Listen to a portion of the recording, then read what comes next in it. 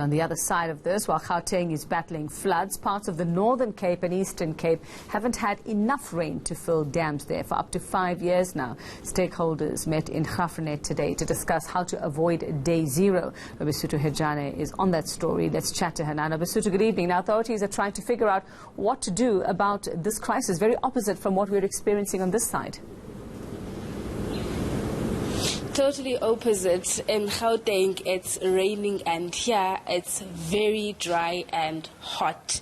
And now, like you've mentioned earlier, that stakeholders did meet earlier to discuss possible ways to come and prevent day zero. They've talked about the immediate solutions, which will be drilling of boreholes in different locations around Gauteng, as well as rehabilitating those boreholes that were never used. But just to get a different side of the story, I'm now joined by Sister Hilary Hooper from an old age home facility. Sister Hooper, we were talking before that you've been struggling, and it's really had a great impact to the operation of the old age. Can you just take us through on the daily activities? How do you guys handle the drought?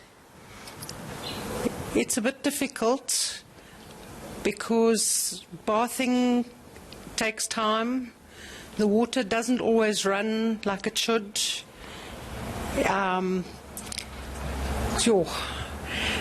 Drinking water is a problem. We need clean water for drinking.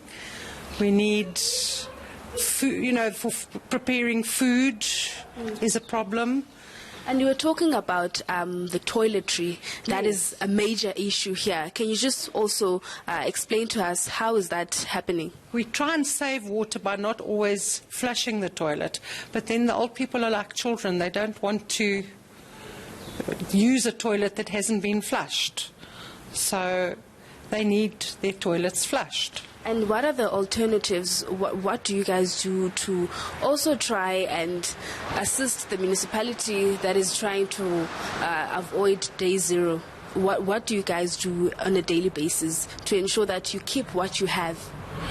We use it sparingly. We really try and use it sparingly, and people have been very good. They've been bringing us water, and we do need fresh water for drinking, as I said, for food and for drinking, and then the daily bathing, toilets, and so on.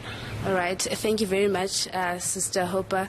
Well, that was Sister Hooper from the old age home here in Gauteng, just talking about some of the issues they have to deal with on a daily basis as operating an old age here. Thanks very much there, Nobesuthu Hejane. They're just talking to us about what's happening, the polar opposite of what we're experiencing in Gauteng, the Northern and Eastern Capes, not having enough rain to fill those dams, dry and hot, she says. Well.